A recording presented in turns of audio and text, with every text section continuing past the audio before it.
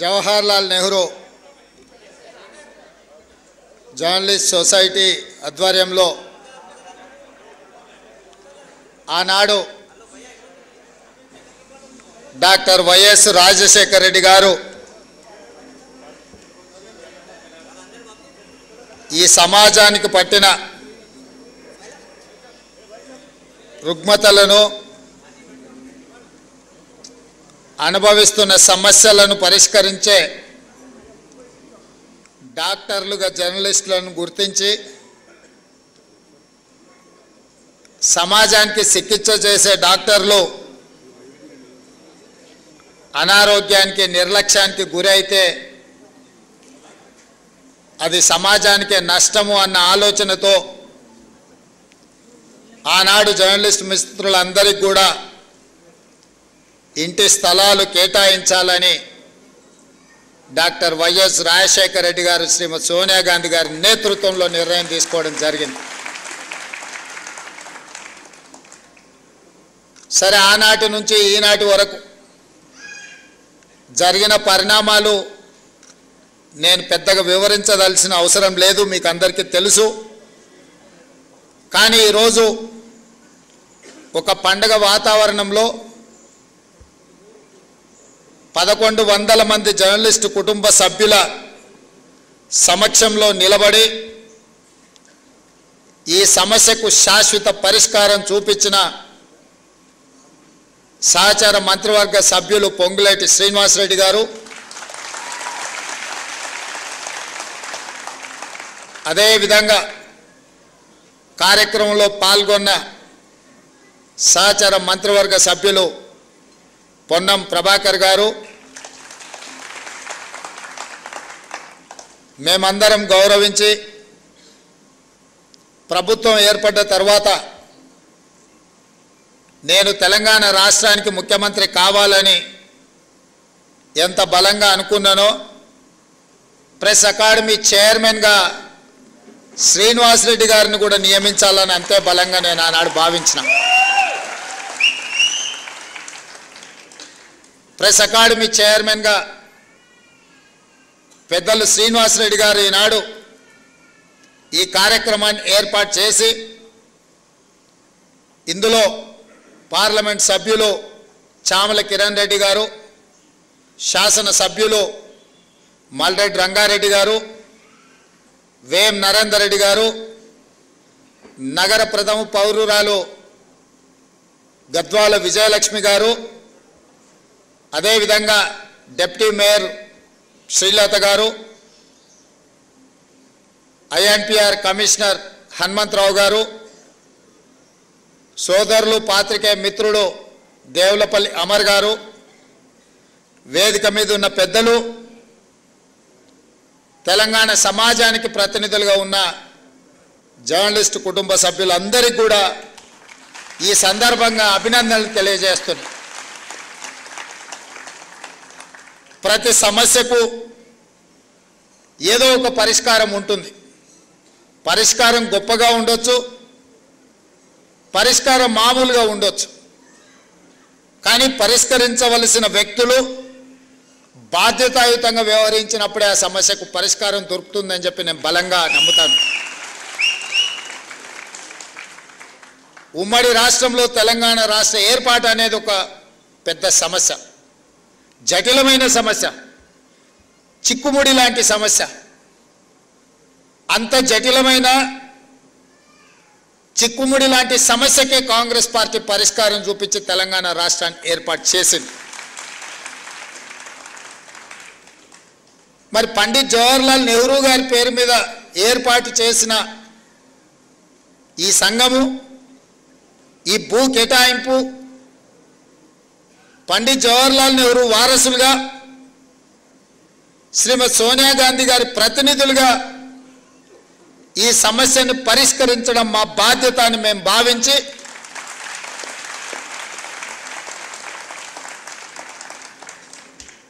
మా మిత్రుడు శ్రీనివాసరెడ్డి గారు 2 శాఖలు వారు కోరుకోలేదు. రెవెన్యూ శాఖ వారు కోరుకోలేదు, ఐఎండ్పిఆర్ శాఖ వారు కోరుకోలేదు. ఈ రెండింటిని నేనే వారిని తీసుకోవాలని చెప్పి ఢిల్లీలో చెప్పి వారికి శాఖలను కేటాయించాను. వారు ఆ 2 శాఖలను ఉపయోగించి ఈరోజు మీ సమస్యకు పరిష్కారం చూపించారు.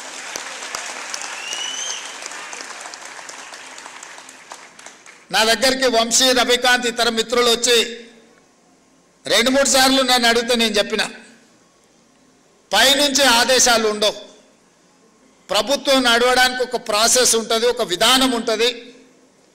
ఆ విధానంలో ఆ సమస్యకు సంబంధించిన ఫైలు ఏ విధంగా ముఖ్యమంత్రి కార్యాలయానికి రావాలనో ఆ విధంగా ఫుల్ షేప్తోని ముఖ్యమంత్రి కార్యాలయానికి ఫైల్ వచ్చిన మరుక్షణం ఇక్కడ మీకు సంబంధించిన సమస్యకు పరిష్కారం దొరుకుతుందని వారికి చెప్పినా ఆ విధంగా ఫైల్ని బిల్డప్ చేసి ముందుకు తీసుకురండి అని చీఫ్ సెక్రటరీ గారి నుంచి మంత్రి గారి వరకు సూచన చేసిన ఈ ఫైల్ ప్రాసెస్లో మీకు తెలుసు, ఈ ప్రాసెస్లో అమలు చేసేటప్పుడు కొంత సమయం పడుతుంది.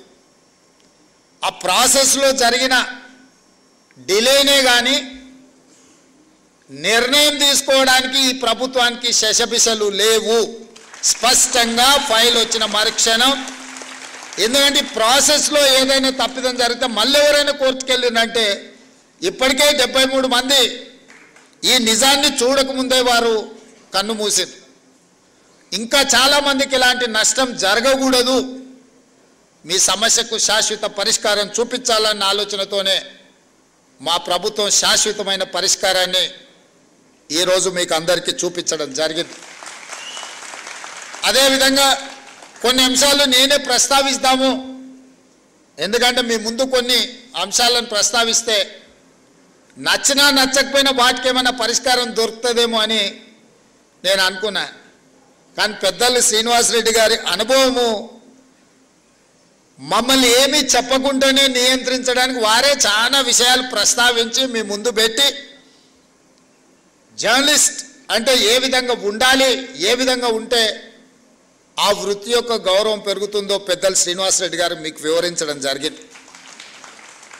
వారు ఏ అభిప్రాయం అయితే వెలిబుచ్చిందో నేను కొత్తగా చెప్పడానికి, కొత్తగా మీకు విజ్ఞప్తి చేయడానికి ఏమీ మిగలలేదు.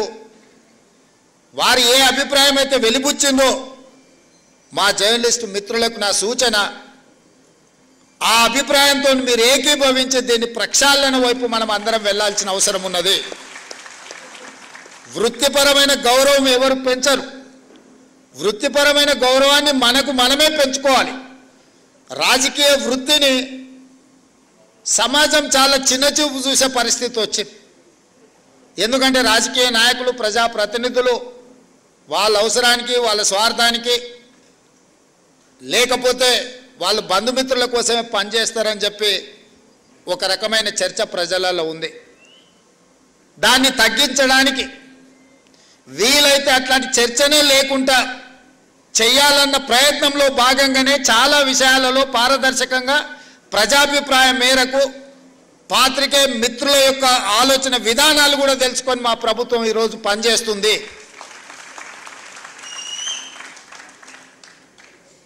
వ్యవస్థల మీద నమ్మకం పెంచాలి అన్నదే మా యొక్క ఆలోచన. ఈ వ్యవస్థలలో ఒక భాగం జర్నలిజం. నేను 1-2 విషయాలు జస్ట్ అవుటర్ లైన్ టచ్ చేసి వదిలేస్తా. గతంలో శాసనసభ జరిగినప్పుడు జర్నలిస్టులను ఎవరిని లోపలికి రానిచ్చాలన్నా చాలా ఇబ్బందికరమైన పరిస్థితులు. ముఖ్యమంత్రి కార్యాలయం దిశగా దేవుడెరుగు గేట్ లోపలికి రావాలంటే కూడా ఎన్నో నిబంధనలు, నియంత్రణలు ఉండే. నేను వచ్చిన వెంబడే స్పీకర్ గారికి రిక్వెస్ట్ నేను చేసిన, మీరు చేయలా, మీ మిత్రులకు కూడా అడిగిన. గతంలో ఉమ్మడి రాష్ట్రంలో ఉన్నప్పుడు అసెంబ్లీ మీడియా కమిటీ అని జర్నలిస్టుల నుంచి ఒక కమిటీ వేసుకొని ఆ కమిటీనే ఏ రకంగా అసెంబ్లీ పాసులు ఇవ్వాలనో వాళ్ళే స్పీకర్ గారితో చర్చించి ఒక నిర్ణయం తీసుకునేది. ఈ మధ్యలో మేము అనుమతిస్తే ఒకే పత్రికకు, ముఖ్యంగా పొలిటికల్ పార్టీ ఓన్డ్ మీడియా, రాజకీయ పార్టీలు వాళ్ళ విధానాలను చెప్పుకోవడానికి ఒకప్పుడు పత్రికలను పెట్టుకున్నారు.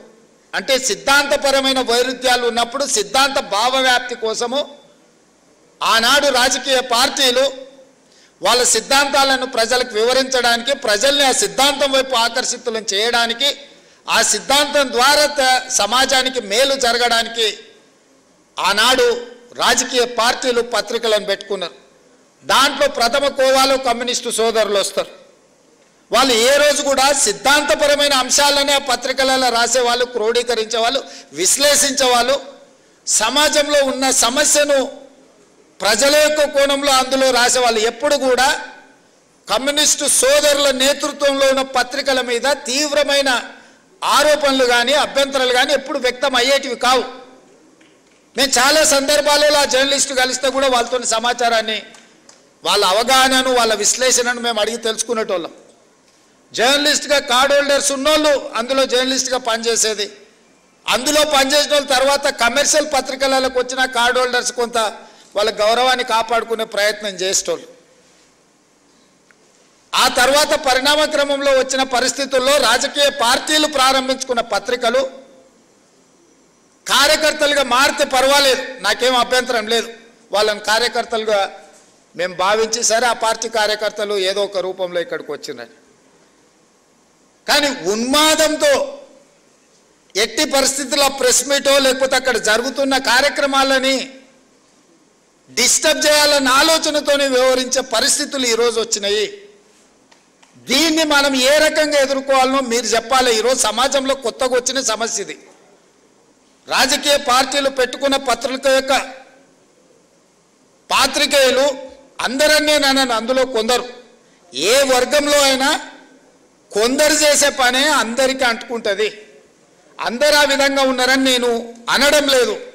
కానీ ఆ కొందరిని కూడా ఏ విధంగా మనం ఇవాళ నియంత్రించుకొని ముందుకు వెళ్ళాలనో, ఇవాళ పెద్దలందరూ ఇక్కడ ఉన్నారు. 20 ఏళ్ళు, 30 ఏళ్ళు, 40 ఏళ్ళ అనుభవజ్ఞులు ఉన్నోళ్ళు, జర్నలిజం పట్ల అవగాహన ఉన్నోళ్ళు, మా మాజీ పిసిసి అధ్యక్షులు, ప్రభుత్వ ప్రత్యేక సలహాదారు మా పెద్దలు కె కేశవ్ గారు కూడా మీ సామాజిక వర్గం నుంచి వచ్చినవాడు.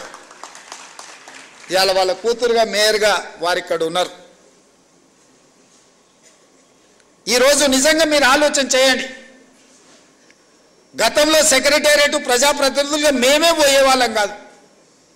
ఇవాళ సెక్రటేరియట్లో ముఖ్యమంత్రి కార్యాలయానికి జర్నలిస్టులు వచ్చి కూర్చొని, అది చిట్ చాట్ కావచ్చు, లేకపోతే ఇంకేదైనా విషయం కావచ్చు, లేదా పత్రికా సమావేశాలను కూడా సెక్రటేరియట్లో పెట్టి మిమ్మల్ని అందరినీ పిలిచి ప్రభుత్వం అధికారిక కార్యక్రమాలను అక్కడి నుంచి మీరు రాసే విధంగా ఈరోజు మా ప్రభుత్వంలో తీసుకొచ్చిన మార్పు, ఈ మార్పు మీకు చేరిందనే, ఈ మార్పును మీరు గుర్తించిందనే నేను భావిస్తున్నా. కానీ ఈ మార్పు సమాజానికి నష్టాన్ని, మా కష్టాన్ని తెచ్చేదిగా ఉండకూడదు. కొన్ని రాజకీయ పార్టీలకు సంబంధించిన పాత్రికేయ మిత్రులు, కొంతమంది మంత్రుల కార్యాలయాలు లేకపోతే ఇతర దగ్గర ఒకేసారిగా చాలామంది వచ్చి అక్కడ కూర్చొని అక్కడ ఉన్న జరగని వాటిని జరిగినట్టుగానో లేకపోతే జరిగితే బాగుంటుందని కొంతమందిని పాసులు ఇచ్చి తీసుకొచ్చి లోపలికి తీసుకొచ్చి అనవసరమైన రాద్ధాంతాలను సృష్టించే ప్రయత్నాలు చేస్తున్నారు. మరి ఇట్లాంటి వాటిని ఎట్లా నియంత్రించాలనో మీరే నిర్ణయించి మీరే వాటిని ఏదో ఒక రకంగా ఒక కొలిక్కి పట్టుకురావాలి. అసెంబ్లీలో పాసులు ఇచ్చినా కూడా అవసరానికి మించి వాళ్ళే వచ్చి ప్రెస్ మీట్ పెడితే కూడా గుర్తింపు పొందిన జర్నలిస్టులకు కుర్చీ దొరకదు. వాడు యూట్యూబ్ అంటాడు, వాడు ఆ ట్యూబ్ అంటాడు, వాడు యూట్యూబ్ అంటాడు, వాడు వచ్చి మొదటి సీట్లలో కూర్చుంటాడు. వాళ్ళు ఏం అడుగుతారో వాళ్ళకి మేము ఏం చెప్పాలో మాకు అర్థం కాదు. ఇది మాకే కాదు, మీకు కూడా. నాకు తెలిసి ఒకప్పుడు నేను చాలామంది జర్నలిస్ట్ మిత్రులు నాకు ఉన్నారు.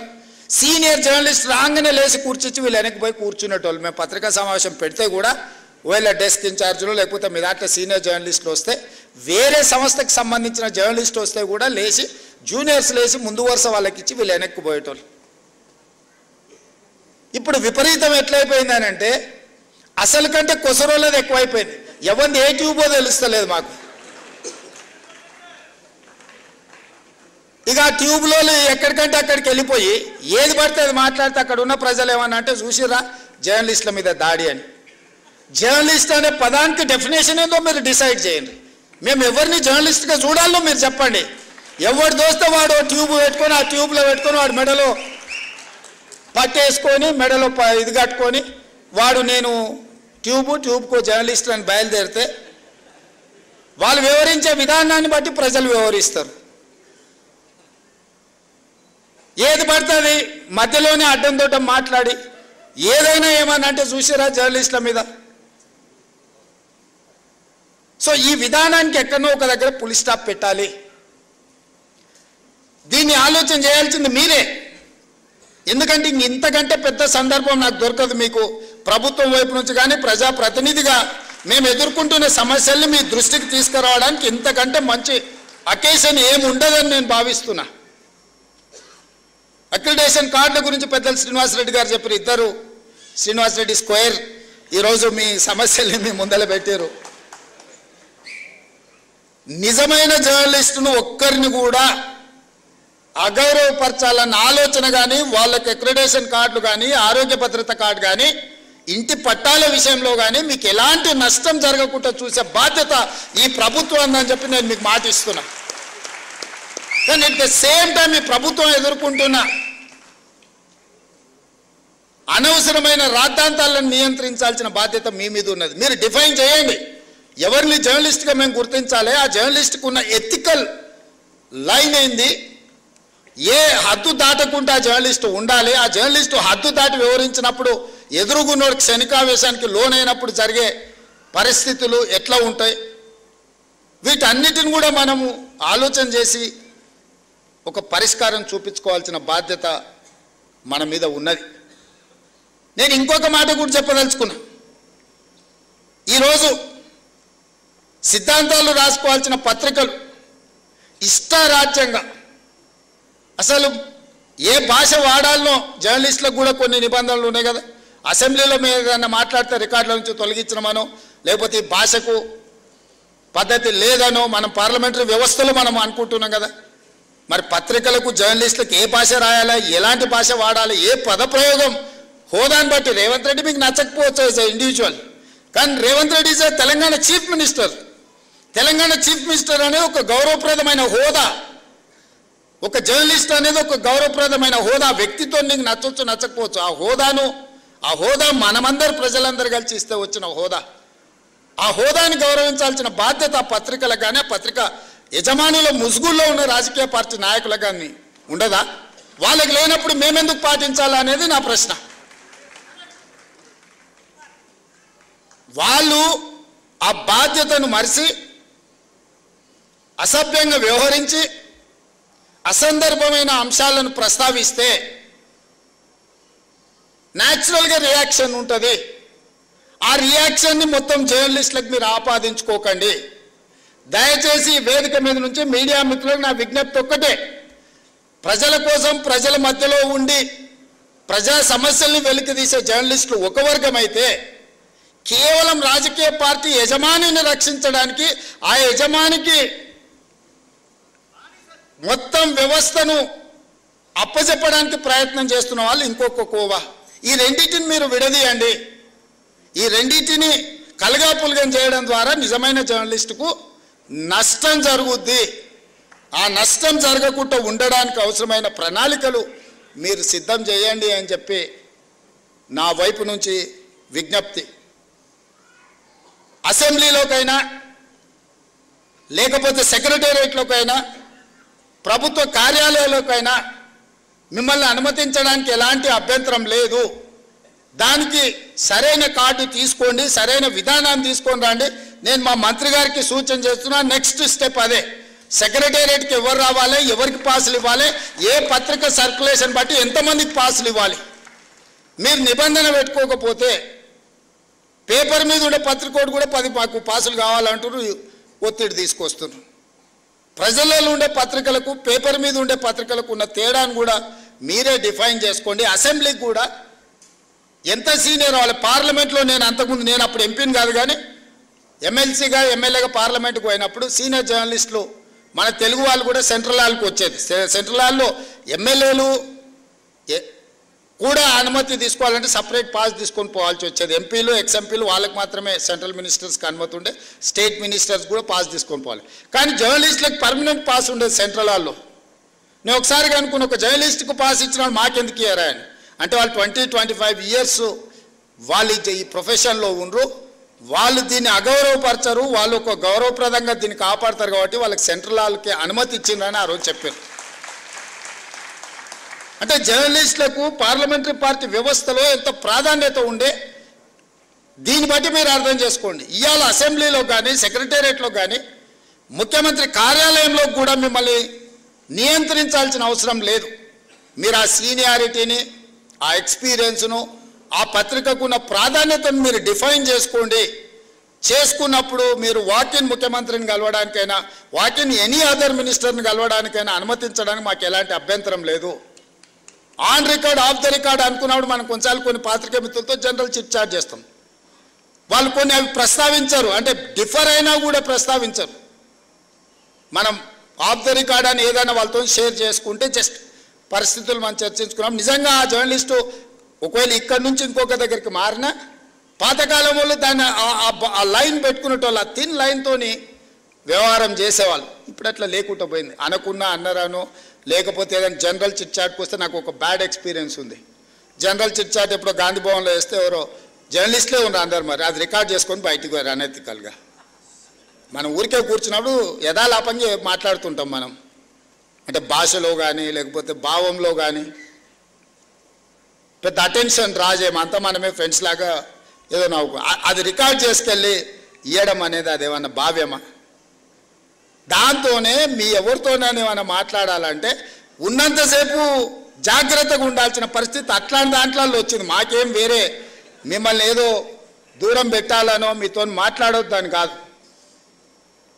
ఎవరిని అకౌంటబుల్ ఫిక్స్ చేస్తాం నాకు తెలిసి ఎవరో కూడా, కానీ వాళ్ళని అన్నం అనుకో అది ఇంకొక చర్చకు దారితీస్తుంది. సో ఇట్లాంటివి అన్నిటిలో కూడా ఈరోజు సీనియర్స్ అందరు ఉన్నారు, సీనియర్స్ సిన్సియర్స్ కావాల్సిన వాళ్ళు అందరు ఉన్నారు. మీరు ఒక లైన్ పెట్టుకోండి. మీ ఆరోగ్య భద్రత కార్డు, మన ఢిల్లీ పోయినప్పుడు ఢిల్లీ హాస్పిటల్స్లో మేమేమో కార్డు అక్కడ ఉంది, మేమేమో ఢిల్లీలో ఉన్నాం, మాకు ఢిల్లీలో ఏదన్నా హెల్త్ ఇష్యూ వస్తే హాస్పిటల్కి పోలేకపోతున్నాం అన్నారు. ఇమ్మీడియట్గా రెసిడెంట్ కమిషనర్ పిలిచి ఢిల్లీ హాస్పిటల్లో కూడా వాళ్ళకి ఏం కావాలనో చేయండి, ఒకవేళ అక్కడ కాకపోతే సీఎం రిలీఫ్ ఫండ్ కానీ ఏం కావాలంటే వాళ్ళకి చేయాలని చెప్పేసి వచ్చిన. ఎందుకంటే మీ మేనేజ్మెంట్ ఇక్కడ ఉంది, మీ మేనేజ్మెంట్ తరఫున వాళ్ళు ఢిల్లీలో పనిచేస్తున్నారు. ఢిల్లీలో చిన్న చిన్న ఆరోగ్య సమస్యలు వస్తే హైదరాబాద్కి వచ్చి ట్రీట్మెంట్ చేయించుకుంటే అంతకంటే ఎక్కువ ఖర్చు అవుతుంది. అందుకోసం ఢిల్లీలో ఉండే అపోలోలో వాళ్ళకి ఏ విధంగా వైద్యాన్ని అందించాలో మాట్లాడి ఢిల్లీ అపోలోలో వాళ్ళకి ట్రీట్మెంట్ చేయడానికి అవసరమైన చర్యలు తీసుకోండి అని రెసిడెంట్ కమిషనర్ చెప్పొచ్చినండి. వాళ్ళు ఎప్పుడు ఏ ఇష్యూ వచ్చినా వాళ్ళని అడ్రస్ చేయండి, వాళ్ళకి కావాల్సిన సమస్యను పరిష్కరించండి. తెలంగాణ భవన్కి వస్తే వాళ్ళకి కూర్చోవడానికి కానీ మంచి చెడ్డకు ఒక మంచి ప్రాపర్ వాళ్ళకి ఇది ఇవ్వండి అని చెప్పి రెసిడెంట్ కమిషనర్ చెప్పొచ్చు. నేను ఇక్కడున్న కమిషనర్ కూడా మీ సమస్యలు మా పెద్దలు మిత్రుడు శ్రీనివాసరెడ్డి గారికి నేను సూచన చేస్తున్నా. వీళ్ళ అక్రిడేషన్ కార్డులు కానీ భద్రత హెల్త్ ఇష్యూలో కానీ ఇట్లాంటి ఇష్యూస్ ఏమున్నా శాశ్వత పరిష్కారం ఒక గైడ్లైన్స్ పెద్దలు శ్రీనివాసరెడ్డి గారు చెప్పినట్టు చిన్న పత్రికలు, మధ్య తరహా పత్రికలు, పెద్ద పత్రికలు వీటిని ఏ విధంగా డిఫైన్ చేయాలి, గవర్నమెంట్ ఆఫ్ ఇండియా గైడ్లైన్స్ ఏంది, election commission of India guidelines ఏంది, పత్రికలు అంటే ఏంది, పొలిటికల్ పార్టీ ఓన్డ్ జర్నలిజం ఏంది, ఆ పత్రికలు ఏంది అనే దాంట్లో కూడా డెఫినేషన్స్ ఉన్నాయి. వాటన్నిటిని క్రోడీకరించి కొత్త విధి విధానాలను తయారు చేయండి. మీరు ఇచ్చిన విధి విధానాల మీద చర్చ చేసి క్యాబినెట్లో అప్రూవల్ ఇచ్చి దానికి చట్టబద్ధత కల్పించే బాధ్యత నాది. ఎందుకంటే కొన్ని పనులు ఆటోమేటిక్గా జరిగిపోవాలి. ఒకసారి ఒక రూల్ ఫ్రేమ్ చేసుకొని గైడ్లైన్స్ ఫ్రేమ్ చేసుకుంటే ఆ ఫ్రేమ్లోకి వస్తే ఆటోమేటిక్గా పని జరిగేటట్టు. ప్రతిసారి మళ్ళీ రావాలా, అడగాల, ప్రతి వ్యక్తిని నేను ఎగ్జామిన్ చేయాలనేది పరిస్థితి ఎందుకు? ఒక సిస్టమ్ తెస్తే సిస్టమ్ ఆటోమేటిక్గా దాని ప్రాసెస్లో అది నడవాలి అనేది, వ్యవస్థల్ని రివైవ్ చేయాలనేది నా ఆలోచన. అన్ని శాఖలలో గంటల కొద్దీ ఈరోజు సమీక్షలు చేస్తున్నది. దెబ్బతిని ఈరోజు వ్యవస్థలు కూలిపోయే పరిస్థితి వచ్చింది కాబట్టి ఆ వ్యవస్థల్ని నిలబెట్టడానికి, వాటిని బలోపేతం చేయడానికి, వాటిని నడిపించడానికి విధి విధానాలు ఖరారు చేస్తున్నాం.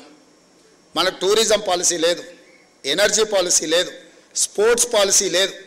ఇట్లా చెప్పుకుంటూ వెళ్తే 10 సంవత్సరాల తెలంగాణకే పాలసీ లేదు. పాలసీ లేకపోవడం కూడా ఒక పాలసీ కింద భావించరు కొంతమంది. అట్లాంటి పరిస్థితి నుంచి ఒకటొకటిగా పరిష్కరించుకుంటూ విధి విధానాలను ఖరారు చేస్తూ మన ఎదురుకు వచ్చిన సమస్యను తాత్కాలికంగా పరిష్కరించడం కాదు, శాశ్వతంగా దానికి విధి విధానాలను రూపొందించండి అని చెప్పి అన్ని శాఖలను సమన్వయం చేసుకుంటూ ఈరోజు ముందుకు వెళ్తున్నాము. అనుకున్నంత ఆశామాసి కాదు ఈ ప్రభుత్వ వ్యవహారంలో బండి నడపడం. మీకు తెలియంది కాదు, మీరు అందరు కూడా చూసినారు. దానికి ఒకసారి ఎన్నుకో ముందో అవుతుంది. కొంతమంది అధికారులకు విధానం 10 సంవత్సరాలు ఒక సిస్టంలో పనిచేస్తే ఓవర్ నైట్ ఆ సిస్టమ్ అంతా మార్చాలనుకుంటే కూడా కొన్నిసార్లు వాళ్ళకి అర్థం కాదు కదా, అర్థం కావడానికి కూడా కొంత సమయం పడుతుంది. వాళ్ళు అనుకుంటారు 10 నెలలు అయితే వారే అవుతుండొచ్చు అని కూడా ఎదురు చూస్తుంటారు కొంతమంది. ఎందుకు అని అంటే ఆ 10 ఏళ్ళు అట్లా చూసినాం, సార్ ఏదో కొత్తలో ఊపులో ఉన్నట్టున్నాడు కానీ సార్కి కూడా తత్వం బోధపడుతుంది. 10 నెలలు అయితే అనుకునేట వాళ్ళు కూడా ఉంటారు. అట్లాంటివి ఏముండవు మిత్రులారా. మేము మీలో ఒకరమే. మీ సమస్యలను పరిష్కరించే బాధ్యత మాది. అదేవిధంగా ఇంకొక మాట చివరిగా నేను ఒక మాట చెప్పదలుచుకున్న, సార్ అన్నీ చెప్పింది కానీ మేము అడిగింది కానీ మేము కోరుకుంటున్న చెప్తలేడని అనుకుంటున్నారు. మా సీనియర్ నేను ప్రెస్ అకాడమీ దగ్గర ట్రైనింగ్ పెట్టాలన్నా క్లాసులు పెట్టాలన్నా ఏదన్నా చేయాలన్నా చిల్లి గవ్వ చేతిలో లేదు. ఈ నుంచి పోతే మళ్ళీ పాత రోజులే అన్నట్టుగా ఉంది అని మా సీనియర్ మనసులో ఉంది. అందుకే ప్రెస్ అకాడమీ దగ్గర ఒక 10 కోట్ల రూపాయలు మీ దగ్గర పెట్టుకోండి. మీకు కావాల్సిన ట్రైనింగ్ కానీ ఫిలాసఫీ కానీ ఐడియాలజీని కానీ, నేను మీ ఐడియాలజీ ఉన్న వాళ్ళని మారమని నేను చెప్పడం లేదు. నా జాబ్ అది కాదు. మీ లైక్లు డిస్లైక్లు ఇండివిజువల్గా ఒక రకం, మనం ఉన్న కుర్చీలో ఉండే బాధ్యత ఇంకొక రకము, మన యజమానులకు ఒక ఆలోచన ఉంటుంది. ఇవన్నీ సమన్వయం చేసుకునే బాధ్యత మీదే. కాబట్టి మీకు సంబంధించిన ప్రెస్ అకాడమీ రిలేటెడ్లో ఒక 10 కోట్ల రూపాయలు స్పెషల్ డెవలప్మెంట్ ఫండ్ ముఖ్యమంత్రి విచక్షణ అధికారంతో ఉండే దాని నుంచి ఒక 10 కోట్ల రూపాయలు కేటాయించే బాధ్యత తీసుకుంటా. అదేవిధంగా ఈ 1100 మందికి ఇచ్చారు కానీ ఇంకా 2000 3000 జర్నలిస్టులు ఉన్నారు. మా వాళ్ళు అప్పుడప్పుడు కలిసినప్పుడు సార్ రాష్ట్ర విభజన అయింది, అటుపక్క పోయిన వాళ్ళకు కూడా ఇటుపక్క ప్లాట్లు వచ్చినాయి, మొత్తం ఇటుపక్క ఉన్న వాళ్ళకు రాలేదని కూడా మా మిత్రులు అప్పుడప్పుడు నా చెవిలో చెప్తుంటారు. బంజారా హిల్స్ వచ్చినప్పుడు బంజారా హిల్స్లో మీరు భాగస్వాములు అయినరు, జూబ్లీ హిల్స్ వచ్చినప్పుడు జూబ్లీ హిల్స్లో మీరు భాగస్వాములు అయినరు, గచ్చిబౌలి వచ్చినప్పుడు గచ్చిబౌలిలో మీరు భాగస్వాములు అయినరు, చివరికి ఆ కొంపల్లి వస్తే కొంపల్లి దగ్గర పేట్ బషీరాబాద్లో మీరు భాగస్వాములు అయినరు. ఇప్పుడు మా తెలంగాణ రాష్ట్ర ప్రభుత్వం ఫ్యూచర్ సిటీ తెచ్చుకుంటుంది కదా, డెఫినెట్గా ఫ్యూచర్ సిటీలో మీరు భాగస్వాములు అవుతారు.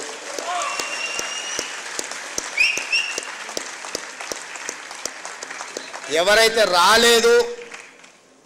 రాదేమో అనే బాధలో కానీ ఆందోళనలో కానీ ఉన్నవాళ్ళు ఎవరు బాధపడకండి, ఆందోళన చెందకండి. అర్హులైన వాళ్ళందరినీ కూడా ఫ్యూచర్ సిటీలో భాగస్వాములను చేసే బాధ్యత నాది. మరి ఇప్పుడు ఆ ఫ్యూచర్ సిటీ మీద అయినప్పుడు దాని నిర్మాణానికి కావాల్సిన నిర్మాణ కార్యక్రమాలు అన్నీ కూడా అది నిర్మించడానికి అవసరమైన కార్యక్రమాన్ని ప్రొఫెషనల్ స్కీమ్స్ కూడా మీరే తీసుకెళ్ళాలి. ఎందుకంటే అది ఎంత ప్రమోట్ అయితే మీకు కూడా ఎంతో కొంత అందులో స్టేక్ హోల్డర్స్ అవుతారు. ఇప్పుడు ఇంతకుముందే మా సీనియర్ అన్నాడు లక్షాధికారులు కాదు ఇప్పుడు ఇచ్చేది కోటీశ్వరులు అని చేసిందని. రేపు పొద్దుగాల అక్కడ కూడా మీరు కోటీశ్వరులు కావాలంటే ఆ ప్రాంతం కూడా అభివృద్ధి చెందాలి. 4th సిటీ చాలాసార్లు చెప్పినా మళ్ళొకసారి చెప్పదలుచుకున్నాను, ఎందుకంటే పదే చెప్పడం ద్వారా అయినా ప్రజలకు చేరుతుందని. కులీ కుతుబ్ షాయిలు నిజాం హైదరాబాద్ నగరాన్ని నిర్మించింది, అది మొదటి నగరం. నిజాం అండ్ బ్రిటిషర్స్ కలిసి సికింద్రాబాద్ నగరాన్ని నిర్మించిన అది 2వ నగరం. చంద్రబాబు నాయుడు రాజశేఖర్ రెడ్డి కలిసి సైబరాబాద్ నిర్మించిన అది 3వ నగరం. ఇప్పుడు మనందరం కలిసి 4వ నగరం 4th city, that is called future city, అది మనందరం కలిసి నిర్మిద్దాం. మీరందరూ భాగస్వాములు అందులో. మీ అందరి తరఫున ప్రతినిధిగా నేను పనిచేస్తా. మనకు 4వ నగరం అవసరం ఉంది. భవిష్యత్ అవసరాలను దృష్టిలో పెట్టుకున్న ఫ్యూచర్ సిటీలో అన్నీ ఉండే విధంగా, అన్నిట్లలో 4th ఎస్టేట్ అయిన జర్నలిస్టు లేకపోతే అది ఇన్కంప్లీట్ అవుతుంది. డెఫినెట్గా మిమ్మల్ని అందరిని కూడా అక్కడికి తీసుకెళ్లే బాధ్యత నాది. దాన్ని అద్భుతమైన నగరానికి ప్రపంచంలోనే పోటీ పడే నగరంగా తీర్చిదిద్దాల్సిన బాధ్యత మీది. మన అందరం అనుకుంటే 4th సిటీని ఫ్యూచర్ సిటీని నిర్మించుకోవడం పెద్ద విషయం కాదు. 100% దాన్ని అద్భుతమైన నగరంగా నిర్మించుకుందాం. ఆ అద్భుతమైన నగరంలో మనం అందరం భాగస్వాములం అవుదాం. ఎవరెవరైతే రాని వాళ్ళు లేకపోతే మిగతా ఇష్యూస్ ఉన్నాయో మా పొన్నం ప్రభాకర్ గారు పక్క నుంచి చిట్టి పంపిస్తున్నాడు. రూరల్లో ఉన్న వాళ్ళకి, మండల స్థాయిలో ఉన్న వాళ్ళకు కూడా, డిస్టిక్ లెవెల్లో ఉన్న వాళ్ళకు కూడా చేయాలి అని తప్పకుండా వాళ్ళకు కూడా చాలా వరకు ఇచ్చిండ్రు. ఇంకా ఇయ్యని వాళ్ళు ఏదైనా ఉంటే కూడా జిల్లాల నుంచి కూడా సమాచారం తెప్పించుకుంటాం. వాళ్ళందరినీ కూడా గౌరవప్రదంగా మీ వృత్తిలో మేము జర్నలిస్ట్ అని మీరు గౌరవంగా చెప్పుకునే విధంగా మీ అవసరాలను మీ సమస్యల్ని పరిష్కరించడానికి ఈ ప్రభుత్వం పనిచేస్తుంది. చివరగా నా విజ్ఞప్తి ఒక్కటే, రాజకీయ నాయకులు పాత్రికేయ మిత్రులు ఒకరినొకరిని గౌరవించుకున్నప్పుడు ఈ సమాజం మనల్ని గౌరవిస్తుంది. మేము మిమ్మల్ని కించపరిచినా మీరు మమ్మల్ని కించపరిచినట్టు రాతలు రాసిన ఇది ఇరుపక్షాలకు నష్టము. మా వృత్తి ధర్మాన్ని మేము నెరవేరుస్తాం, మీ వృత్తి ధర్మాన్ని మీరు నెరవేర్చండి. తప్పకుండా మళ్ళీ మీ సమస్యల పరిష్కారం కోసం అదేవిధంగా ఒక కమిటీని ఏర్పాటు చేసి తర్వాత డీటెయిల్గా డిస్కషన్ చేయడానికి మా మిత్రుడు శ్రీనివాసరెడ్డి గారికి బాధ్యతలన్నీ అప్పచెప్తున్నా. వారితో కూర్చొని మాట్లాడుకొని ఈ శ్రీనివాసరెడ్డి గారి సహకారంతో ఆ శ్రీనివాసరెడ్డి గారి నిర్ణయాలతోని మళ్ళీ ఫైల్ తీసుకొని రాండి. తప్పకుండా మీ అందరికీ మంచి జరుగుతుందని తెలియజేస్తూ మీ అందరి దగ్గర సెలవు తీసుకుంటున్నాను. అంటుండు డెఫినెట్గా ఏ కార్యక్రమం ఉన్నా నేను వస్తూనే ఉంటాను భాస్కర్ గారు.